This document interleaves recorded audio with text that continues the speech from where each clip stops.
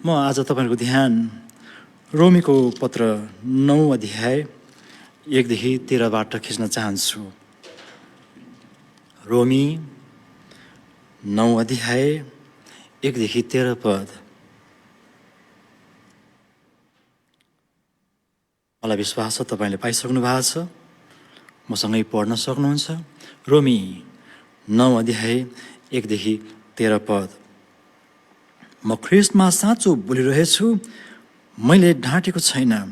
मेरो विवेकले पवित्र आत्मामा मलाई गवाही दिन्छ। मेरो हृदयमा असाध्य शोक र मनमा अटुट वेदना छ। म त यहाँसम्म पनि चाहन सक्थे कि मेरा भाइहरू र मेरा जातिको नाताले मेरा कुटुम्बहरूका खातिर मनै श्रापित हौँ र ख्रीष्टबाट परित्यक्त हौँ।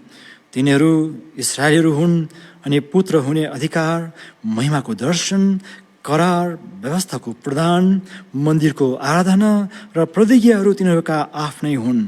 पूर्वजहरू यिनीहरूका नै हुन् र ख्रीष्ट पनि शरीर अनुसार तिनीहरूकै वंशका हुनुहुन्छ। सर्वोच्च परमेश्वर जसको युग न युग स्तुति होस्, आमेन। तर परमेश्वरको वचन विफल भएको होइन, किनकि इस्राएलबाट जन्मेका सबै इस्राएल होइनन्, न त अब्राहमका सन्तान हुँदैमा सबै तिनका छोराछोरी हुन्। तर धर्मशास्त्रमा भनेअनुसार इसहाकबाट नै तिनीहरूको सन्तान गनिनेछ। यसको अर्थ शरीरबाट जन्मेकाहरू परमेश्वरका सन्तान होइनन्, तर करारबाट उत्पन्न भएकाहरू नै अब्राहमका सन्तान हुन्। त्यस प्रतिज्ञाले यसो भन्छ, तोकिएको समयमा म फर्केर आउनेछु र साराको एउटा छोरो हुनेछ। त्यसो मात्र होइन, जब रेबेकाले एउटै पुरुष हाम्रा पुर्खा इसहाकबाट गर्भधारण गरिन् र जुम्ल्याहा बालकहरू जन्मनु अघिबाटै तिनीहरूले कुनै असल वा खराब गर्न अघि नै कर्मले होइन, तर उहाँको बोलावट अनुसार परमेश्वरका चुनावको उद्देश्य ठहरियोस् भनेर रेबेकालाई यसै भनिएको थियो, जेठाले कान्छाको सेवा गर्नेछ। जसो लेखिएको छ, याकुबलाई मैले प्रेम गरेँ तर एसावलाई तुच्छ ठाने। प्रभुले यो वचन पढाइमा हामी सबैलाई धेरै धेरै आशिष दिउन्।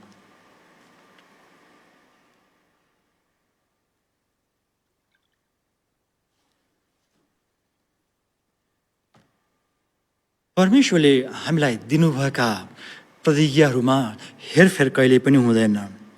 तर ती प्रतिज्ञाहरू हाम्रो जीवनमा पुरा हुनको लागि हामी इमान्दार हुनै पर्दछ। हामीले विशेष प्रकारको जिम्मेवारी उठाउनै पर्दछ, नत्र त ती पुरा हुन पाउँदैनन्। जब ती पुरा हुँदैनन् तब त्यहाँनिर परमेश्वरलाई दोष लाउने ठाउँ रहँदैन। यहुदीहरूलाई हेर्नुहोस्, तिनीहरूले परमेश्वरको प्रतिज्ञा पाए पनि त्यसमा इमान्दार भएनन्।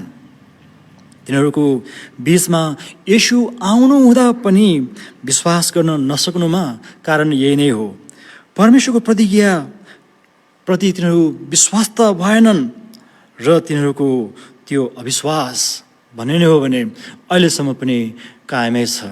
आज हामीले यहुदीहरूको विषयमा कुरा गर्नु पर्दाखेरि उनीहरूको भौगोलिक स्थितिको हामी कुरा नगरौँ, सामुदायिक हिसाबले पनि कुरा नगरौँ, तर हामी वचनबाट हेर्दाखेरि आत्मिक हिसाबले हेर्दछौँ। त हामीले विगत केही हप्तादेखि रोमी 8 अध्यायबाट विजय क्रिस्चियन जीवन कसरी बिताउने भन्ने सम्बन्धमा चर्चा गर्दै थियौँ। अहिले हामी 9 अध्यायको सुरुवातमा छौँ। अब विषयवस्तु पुरै फेरिन्छ। भन्ने नै हो भने रोमीको पत्रमा भएका अध्यायहरूमा 9 देखि 11 अध्यायले चाहिँ छुट्टै प्रकारको आयाम दिँदछ। 9 देखि 11 अध्यायमा उल्लेख गरे अनुसार इस्राएल परमेश्वरसँग अति नै नजिक रहनको लागि चुनिएको राज्य वा जाति हो।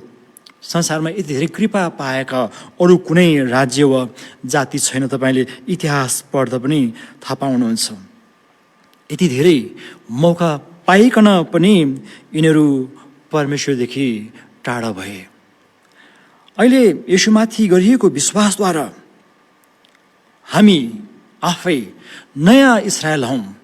तपाईँले यो तथ्य रोमी 9 अध्यायको 0 र विशेष गरी 9 देखि 11 अध्यायको 20 पढ्न पाउनुहुन्छ। हामी को हौँ त अहिले भन्दाखेरि हामी आफै पनि नयाँ इस्राएल हौँ।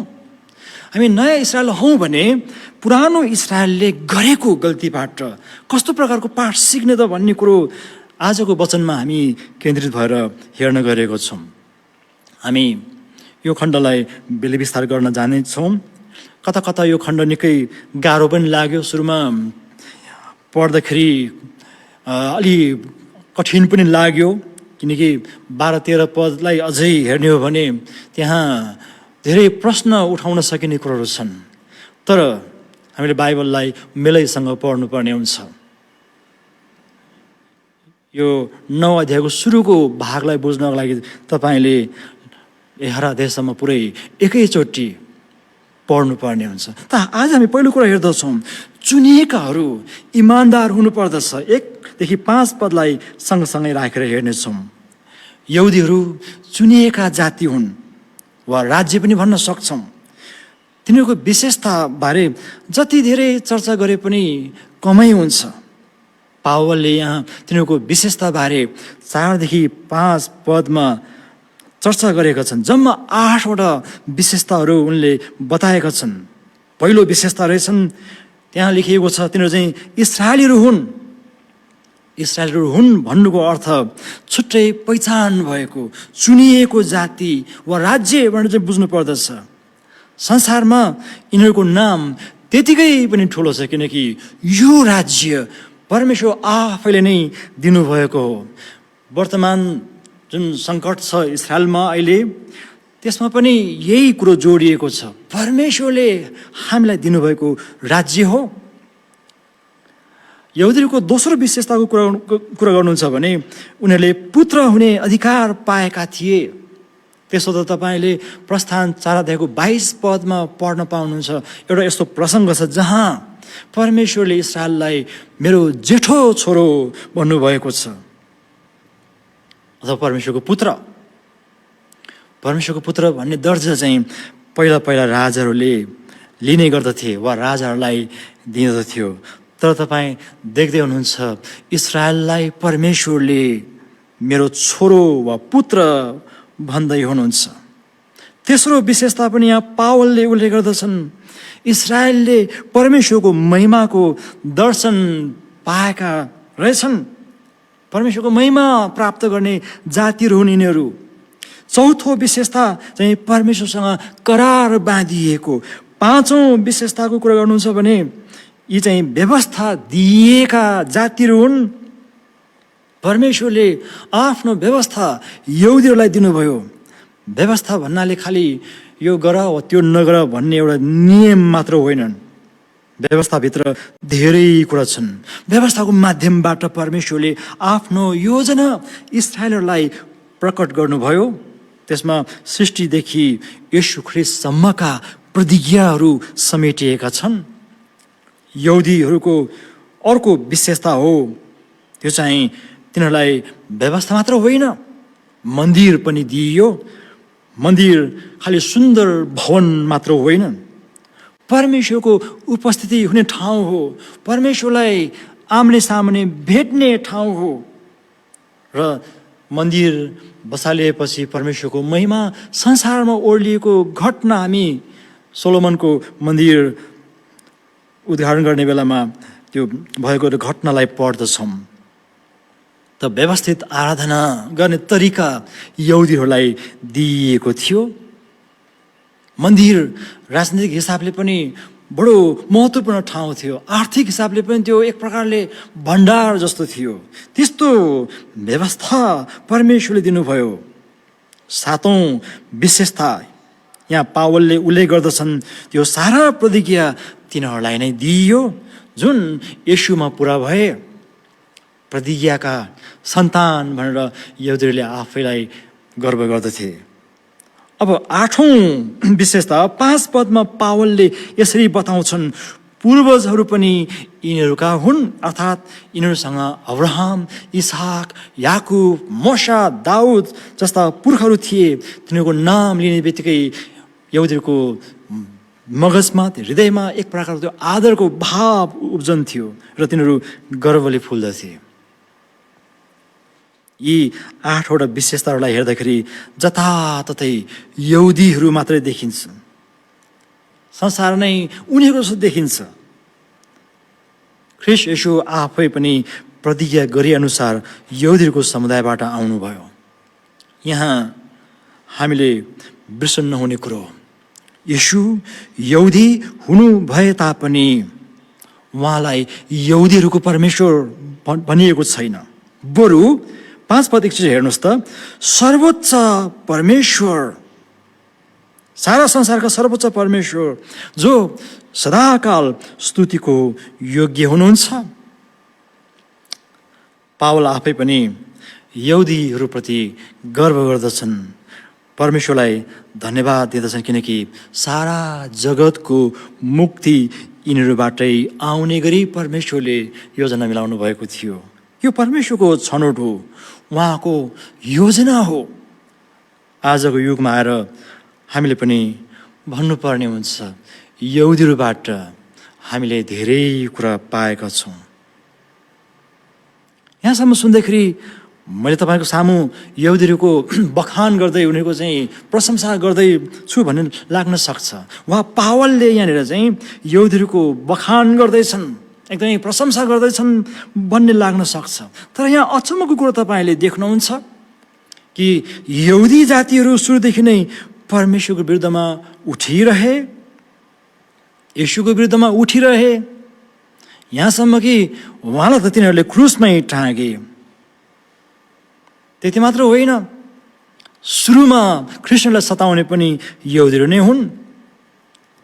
सायद येशूपछि यहुदीद्वारा सताइने व्यक्तिमा पावल पनि पर्दथे। प्रेरितको पुस्तक पढ्नुहोस्, उनलाई मारेका पनि छन् भन्नाले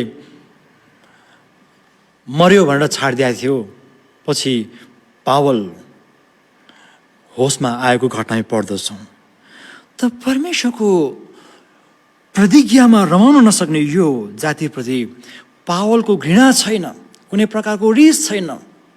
हो, धेरै दुःख दिए यहुदीहरूले उनलाई, तर पनि उनको हृदयमा एक प्रकारको प्रेम छ। तिनीहरूले येशूलाई विश्वास गरेको देख्न चाहन्छन्। तिनीहरूको अविश्वासको कारण पावलको हृदय एकदमै बेचैन भएको छ। तिनीहरूले प्रभुलाई विश्वास गर्छन् भने आफैलाई मेटाउन पनि पावल तयार छन्। मानौँ कुनै एउटा यहुदी आएर पावललाई तिमी क्रुसमा टाँगिने हो भने म येशूलाई विश्वास गर्छु भनेको खण्डमा पावल तयार थिए। यहुदीहरूको निम्ति आफू श्रापित हुनको लागि पनि, परित्यक्त हुनको लागि पनि तयार भएका छन्। र 2 पदमा अझै भन्छन्, मेरो हृदयमा असाध्य शोक र मनमा अटुट वेदना छ। येशूप्रति यहुदी जाति भागी भए तापनि पावलको हृदयमा पवित्र आत्माले एक प्रकारको त्यो वेदना हालिदिनु भएको थियो। प्रिय मित्रहरू, अहिले हामीले यो कुरा भन्दै गर्दाखेरि कसरी बुझ्ने त? यो त येशूलाई विश्वास नगर्ने यहुदीप्रति पावलको वेदनाको कुरा भयो। यसलाई हाम्रो आफ्नो परिस्थितिमा ढालेर हेर्ने हो भने एउटा प्रश्न आफैलाई सोध्नुपर्ने हुन्छ, त्यो हो प्रभुलाई विश्वास नगर्ने मेरा आफन्तहरूप्रति के मेरो हृदय पावलको जस्तै बेचैन भएको छ? हो, हाम्रा आफन्तहरूले सुसमाचारमा विश्वास गर्दैनन्, सुसमाचार सुन्न पनि चाहँदैनन्, उल्टै विरोध गर्छन्। यी त मानवीय स्वभाव हुन्। तर सुसमाचार नसुनेका र सुनेर पनि इन्कार गर्नेहरूप्रति हाम्रो हृदयमा पावलको जस्तो वेदना हुनु एकदमै खाँचो छ। यसकारण तिनीहरू कहाँ गएर तपाईँलाई सुसमाचार सुनाउने मौका नहोला, त्यो आँट पनि नहोला, तपाईँसँग त्यो क्षमता नहोला, तर तपाईँले गर्न सक्ने काम चाहिँ यति हो कि प्रार्थना गर्नुहोस्, मेरो फलाना व्यक्तिले प्रभुलाई चिन्न सकुन्। जब तपाईँले प्रार्थना गर्नुहुन्छ, त्यो प्रार्थनाको उत्तर कुनै न कुनै तरिकाबाट पाउनु नै हुनेछ।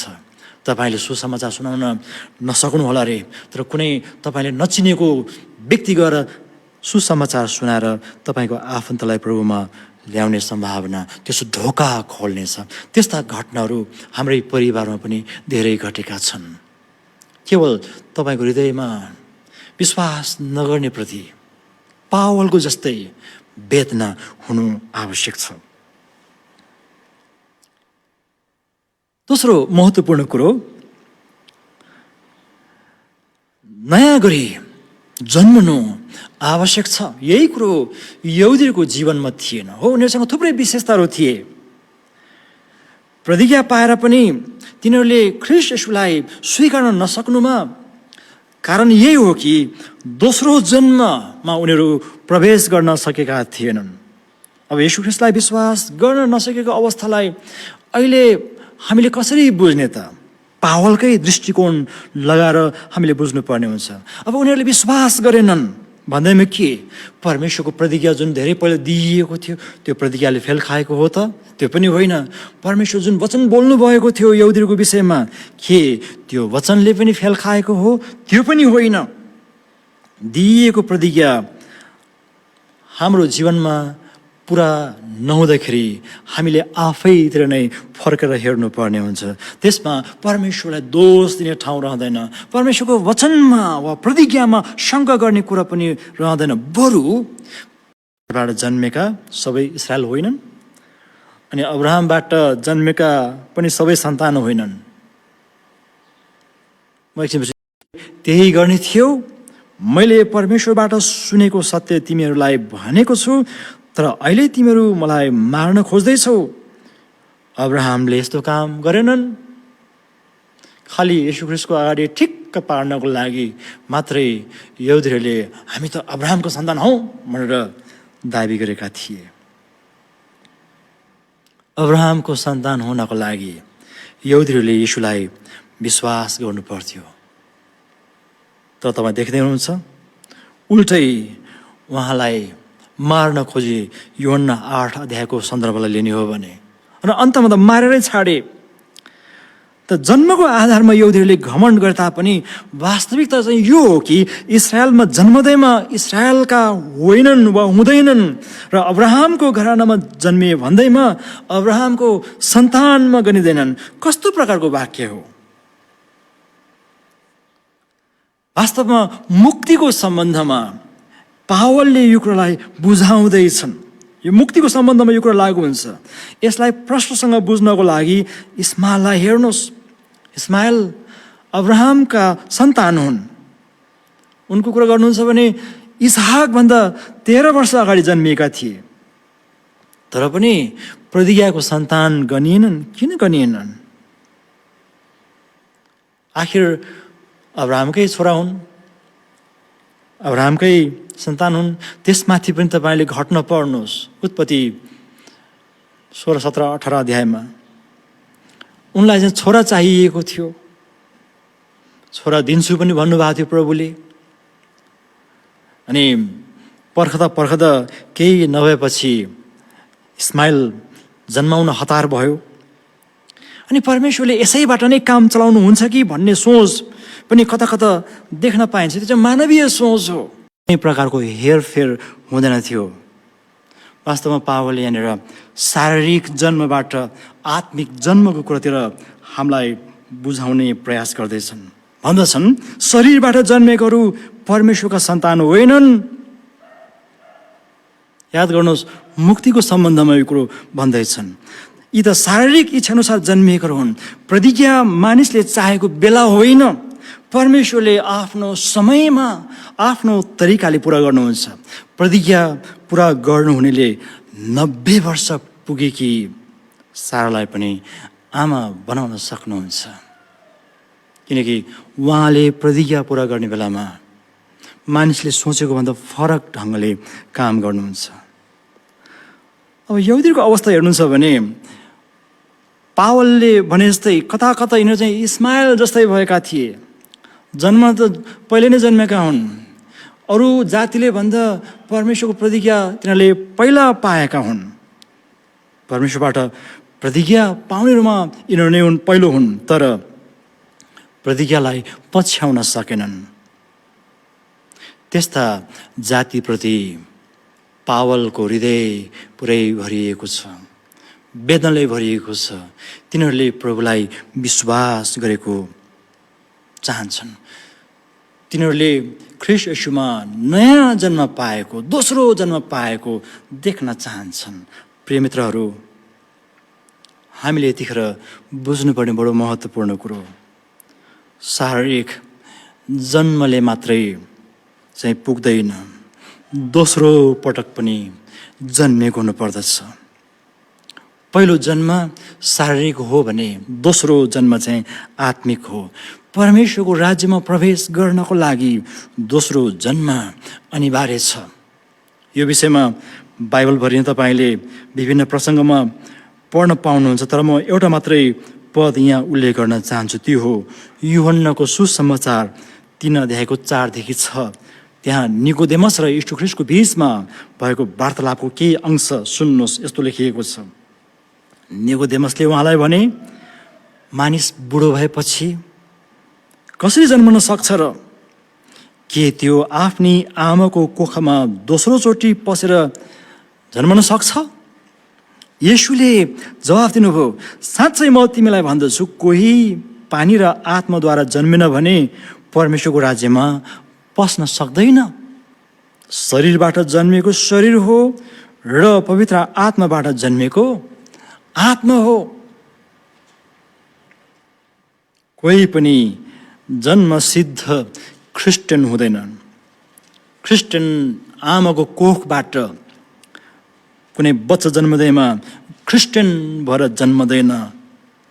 मुक्ति पाउनको लागि येशू ख्रीष्टमा जन्मिएको हुनुपर्दछ। अहिले इस्रायलको कुरा गर्दाखेरि यही रोमीको पत्रले भन्दछ, हामी चाहिँ वर्तमानका इस्रायल हौँ। अर्थात् मण्डलीलाई परमेश्वरले वर्तमान इस्रायलको रूपमा व्यवहार गर्दै हुनुहुन्छ।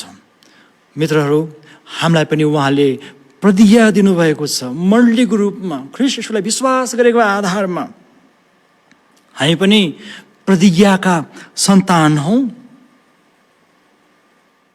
क्रिस्चियन परिवारमा जन्मियो भन्दैमा चाहिँ कोही क्रिस्चियन बन्दैन, तर ख्रीष्ट येशूमा जन्मिएको हुनुपर्दछ।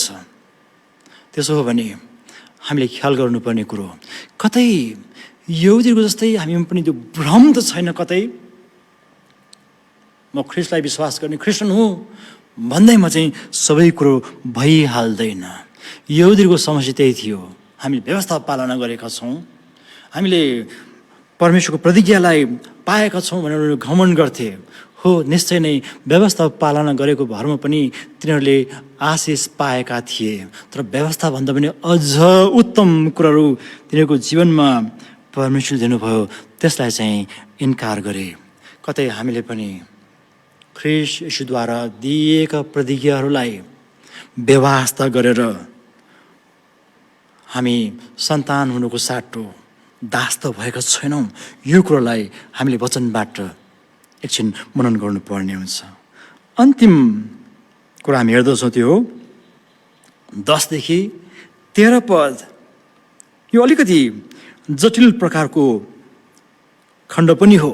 10 देखि 13 पदसम्म हेर्दाखेरि त चुनिएका जातिको रूपमा यहुदीहरू जेठो नै हुन्। तिनीहरूभन्दा अघि कसैलाई पनि प्रतिज्ञा दिइएको थिएन। तर पनि तिनीहरू प्रतिज्ञामा इमान्दार नभएको कारणले गर्दाखेरि तिनीहरूको अवस्थालाई एउटा यस्तो प्रकारले चाहिँ यहाँ उदाहरण दिइएको छ। त्यो हो एसाव जस्तो। यहाँ एसावकै नाम तोकेर उल्लेख गरिएको छ। एसाव को हुन् भन्ने कुरा हामी जान्दछौँ। अब्राहमको जेठो नाति, इसाकको छोरो। इसाकका 2 जना छोराहरू थिए, एसाव र याकुब जुम्ल्या भएर जन्मेका थिए। जुम्ल्या भए पनि एसाव पहिलो जन्मेको कारणले गर्दाखेरि उनी चाहिँ जेठो। उत्पत्ति 25 अध्यायमा एसावका कमजोरीहरू देखाइएका छन्।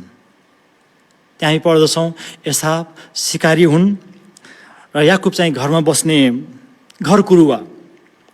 तुलना गर्ने हो भने एसाव साहसी, मेहनती र शिकार खेलेर खान सक्ने क्षमता भएको क्षमतावान व्यक्ति हुन्। तर एक दिन यस्तो पनि भयो, हातमा शिकार परेन, शिकार बिना घरमा फर्कदछन्, भोकले भाउन छुटेको अवस्था थियो। त्यो बेलामा भाइले चाहिँ सुरुवा पकाउँदै गरेको देख्दछन्। सुरुवा भनेको दालै सम्झनुहोस् तपाईँले। एसावले माग्छन्। अरू बेला सोझो देखिने त्यो भाइ याकुबले सुरुवा अथवा दाल दिने भए, तर त्यसको बदलामा आफ्नो दाइसँग ज्येष्ठ अधिकार मागे। कहाँको एक कचौरा दाल, कहाँको ज्येष्ठ अधिकार। त्यतिखेर एसावलाई गाह्रो भएन, उसले त्यो ज्येष्ठ अधिकारलाई त्यति महत्त्व दिएन। सायद उनले भाइलाई यसरी हप्काउनु पर्थ्यो, तैँले यस्तो के मागेको, म तेरो दाल खान्न भनेर आफै खाना बनाउन लाग्नु पर्थ्यो। उनले हप्काएनन्। बरु के भन्छन् सुन्नुहोस् त, बडो अप्ठ्यारो एउटा उनको अभिव्यक्ति। परमेश्वरको आशिषलाई उनले कसरी लत्याए भन्ने कुरा हामी पढ्दछौँ। उत्पत्ति 25 अध्यायको 32देखि 35 पद। सुन्नुहोस् त, यसो भन्छन् एसावले, म त मर्नै आँटेँ, अब मलाई त्यो ज्येष्ठ अधिकारको के काम। याकुबले भने, पहिला शपथ खाएर मलाई भन्नुहोस्। तब उनले शपथ खाएर आफ्नो ज्येष्ठ अधिकार याकुबलाई बेचे। कस्तो प्रकारको यो चलन हो, ज्येष्ठ अधिकार पनि बेच्न सकिने। 34 पद। त्यसपछि याकुबले एसावलाई रोटी र दालको सुरुवा दिए। खानपान गरेर एसाव आफ्नो बाटो लागे। यसरी एसावले आफ्नो ज्येष्ठ अधिकारलाई लत्याए। 34 पद म पढ्छु फेरि। यसलाई अलिकति यसरी चाहिँ हामी सामान्य बनाएर चाहिँ बुझ्ने प्रयास गरौँ।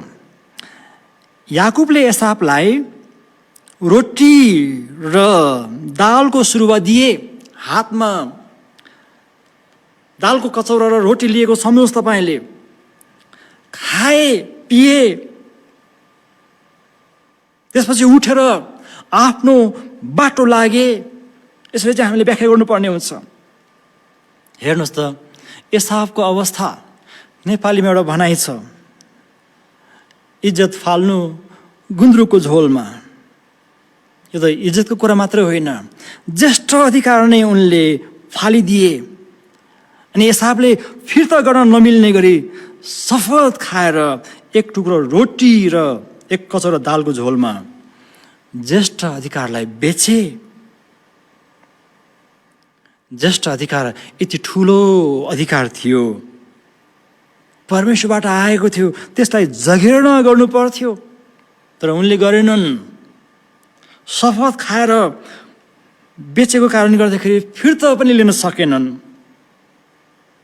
तपाईँले ज्येष्ठ अधिकारको विषयमा व्यवस्थाको पुस्तकहरूमा पढ्नुहोस् र विशेष गरी प्रस्थान 13 अध्यायमा देख्न पाउनुहुन्छ। यो चाहिँ परमेश्वरबाट पाएको विशेष अधिकार हो। अब यस्तो व्यक्तिलाई परमेश्वरले आशिष दिनुभएको खण्डमा के होला? मानौ परमेश्वरले एसावलाई चाहिँ आशिष दिनुभएको खण्डमा आफ्नो स्वार्थको लागि आशिष नै बेचेर खाने खालको चरित्र उनमा थियो। यस्तो मानिसलाई परमेश्वरले कहिल्यै पनि मन पराउनुहुन्न। हिजो मन पराउनुहुन्न थियो, आज मन पराउनुहुन्न, भोलि पनि मन पराउनु हुने छैन आशिषको जगेर गर्न नसक्ने मान्छेलाई। यस कारणले गर्दाखेरि एसाव खराब पात्र हुन्। मलाकीले पनि भन्दछन्, मलाकी 1 अध्यायको 2 देखि 3 पदमा पढ्नुभयो भने परमेश्वरले नै उनलाई तुच्छ ठान्नुभयो। नयाँ करारमा चाहिँ उनलाई दुराचारी भनेका छन्, त्यो भनेको पापी। परमेश्वरले दिनुभएको आशिषलाई आदर गर्न नसक्ने, त्यो भनेको चाहिँ परमेश्वरलाई नै अनादर गर्ने व्यक्ति हुन्। त्यस कारणले गर्दाखेरि तपाईँले अगाडिको र पछाडिको भाग मिलाएर पढ्नुहोस्। परमेश्वर स्वयंले चाहिँ एसावलाई पाखा लगाएर याकुबलाई काखमा लिनुभएको होइन। एसावमा परमेश्वरको आशिषलाई पक्रेर राख्न सक्ने त्यस्तो त्यो चरित्र थिएन। त्यस कारणले गर्दाखेरि परमेश्वरको तर्फबाट एसावप्रति कुनै पक्षपात भएको छैन। फेरि पनि याद गर्नुहोस्, हामी मुक्तिको सम्बन्धमा कुरा गर्दैछौँ। मुक्तिको लागि गरिएको प्रतिज्ञामा यहुदीहरू परमेश्वरको सन्तान भनेर चिने तापनि तुलना गर्दाखेरि एसावभन्दा फरक चाहिँ देखिएनन्। तिनीहरू एकछिनको भोग खप्न नसक्ने एसाव जस्तै देखिए, ज्येष्ठ अधिकारलाई बेच्ने भइदिए।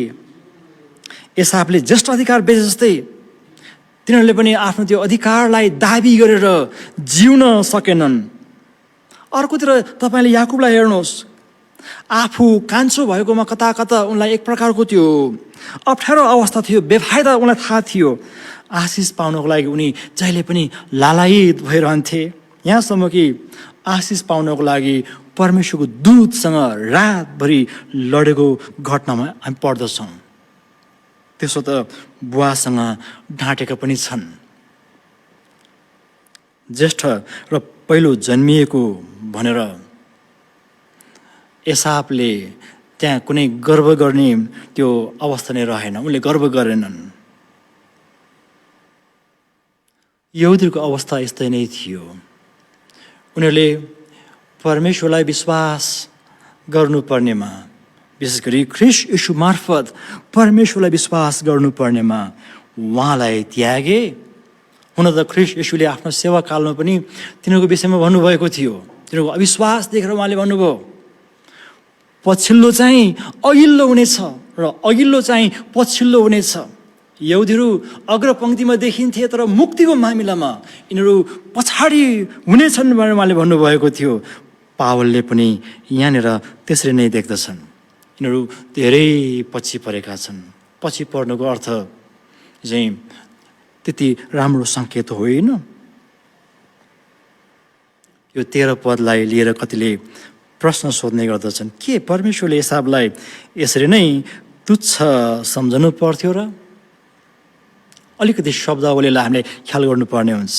यो अनुवादमा अलि स्पष्ट ल्याउनु पर्ने देखिन्छ। यहाँ तुच्छको साटो परमेश्वरले याकुबलाई भन्दा एसावलाई कम प्रेम गर्नुभयो भन्दाखेरि अझ राम्रो हुन्छ। किनकि यो जुन शब्द चलाइएको छ चाहिँ दुईजनामा एकजनालाई छान्नुपर्ने अवस्थामा एउटालाई रुचाउनु अर्कोलाई चाहिँ नरुचाउनु भन्ने त्यो एउटा तुलनात्मक कुरो यहाँ देख्न पाइन्छ। एसावलाई चाहिँ घृणा गर्नुभएको होइन। फेरि पनि याद गर्नुहोस्, मुक्तिको सम्बन्धमा हामी कुरा गर्दैछौँ। परमेश्वरले आफ्नो मुक्ति यहुदी जातिबाट अरू जातिमा पुर्याउनुको लागि योजना रच्नु हुँदै थियो र त्यसमा एसाव योग्यको ठहरिएन, बरु याकुब योग्यको ठहरिए। त्यस मानेमा याकुबलाई चाहिँ परमेश्वरले योग्यको ठान्नुभयो, प्रेम बढी गर्नुपर्ने। तर एसावलाई प्रेम त गर्ने तर कम गर्नुपर्ने, त्यो पनि याकुबको तुलनामा। हामीलाई थाहा छ एसावलाई पनि परमेश्वरले आशिष दिनुभयो। उनीबाट पनि ठुलो जाति खडा भए। एदोम नाम गरेको एउटा राज्य नै खडा भएको छ, साम्राज्य नै खडा भएको छ। कतिले भन्ने गर्दछन् यी एसावकै जातिहरू नै अर्को एउटा छुट्टै एउटा धार्मिक समुदाय हुन्। त प्रिय मित्रहरू, हामी सबैले ख्रीष्ट येशूलाई विश्वास गरेर प्रतिज्ञा पाइसकेका छौँ, आशिष पाइसकेका छौँ। ती आशिषलाई सङ्गालेर राखिएन भने खोसिनेछ। देख्नुभयो एसावको अवस्था उनले ज्येष्ठ अधिकार पाएका थिए, त्यसलाई बेचेर खाइदिए, त्यो पनि दालको झोलमा, एक टुक्रा रोटीमा। हामीले पनि ख्रीष्ट येशूमा त्यो ज्येष्ठ अधिकार पाएका छौँ। तपाईँले ख्रीष्ट येशूमा त्यो ज्येष्ठ अधिकारलाई प्राप्त गर्नुभएको छ। तपाईँ कान्छो हुनुहुन्न, त्यो भनेको चाहिँ मुक्ति नपाएको अवस्था। तर तपाईँ ख्रीष्ट येशूमा ज्येष्ठ हुनुमा, वा पहिलो फल हामी उहाँमा गाँस भएकोमा, फलेकोमा, अब चाहिँ हामीले त्यो पहिलो फल भएर जीवन बिताउनु पर्ने हुन्छ। यही कुरा हामीले अघिल्लो 8 अध्यायमा हेर्दै थियौँ। प्रतिज्ञा पाउँदा पाउँदै पनि येशूलाई विश्वास नगरेको कारण यहुदीहरू प्रतिज्ञाविहीन जातिमा परिणत भए, ती दास जस्ता भए। आशिष पाउँदा पाउँदै पनि धेरै क्रिस्चियनहरू नाश भएका हामी आफूले देखेका छौँ। माफ गर्नुहोस्, मैले कुनै त्यस्तो प्रकारको न्याय गर्न खोजेको होइन। आशिष पाउँदा पाउँदै कतिजना पतन भएका छन्। आशिषको बेगलाई थाम्न नसक्ने अवस्था हो त्यो भनेको चाहिँ एसावको जस्तो अवस्था। आशिष दिइएको छ, पाइएको छ, तर त्यसलाई चाहिँ जगेर्न गर्न नसक्नु। आशिषको तागत, प्रतिज्ञाको तागत यति धेरै हुन्छ कि त्यसलाई हामीले थाम्न सकेको खण्डमा वृद्धि गर्न सक्छौँ, तर त्यसलाई थाम्न सकेन भने भेलले जस्तै बगाउने छ। प्रिय मित्रहरू, हामी नयाँ इस्राएल हौँ। ख्रीष्ट येशूमा नयाँ इस्राएल, ख्रीष्ट येशूमा अब्राहममा साँचिएका सबै प्रतिज्ञाहरू पाएका मानिसहरू हौँ। हामी यहुदीहरूभन्दा फरक छैनौँ। यो हिसाबले कुरा गर्दाखेरि हामीसँग पनि ख्रीष्ट येशूद्वारा त्यो आशिष हामीले पाइसकेका छौँ। अब त्यो आशिषलाई कुन तरिकाले हामीले लिएका छौँ त? त्यो आशिषलाई एकातिर जगेर्ना गर्नु छ, अर्कोतिर वृद्धि गर्नु छ। त्यो गर्न सकिएन भने हामीहरू दासमा परिणत हुनेछौँ। त परमेश्वरले हामी सबैलाई उहाँको आशिषलाई जगेर्न साथै वृद्धि गर्नको लागि, फैलाउनको लागि धेरै आशिष दिउन्। जो प्रभुले हामी सबैलाई यो वचनबाट आशिष दिउन्। धन्यवाद।